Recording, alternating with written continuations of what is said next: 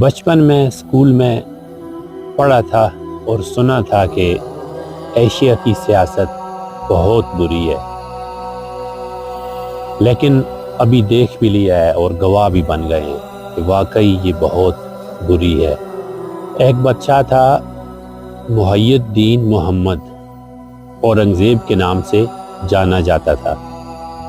اس نے اپنے ایک بھائی کا خون کیا تھا، دوسرے بھائی کو اس کا مجرم ٹھہرایا اور اس کی گردن اتاری، اور بعض لوگ کہتے ہیں کہ وہ اس کی گردن لے کے شاہ جہاں کے پاس گیا بطور تحفہ اس کو خوش کرنے کے لیے۔ جب انسان اپنی اصل بھول جاتا ہے، اپنے مالک کو، اپنے خالق کو بھول جاتا ہے، تو پھر وہ گر جاتا ہے کہ وہ کچھ بھی کر سکتا ہے۔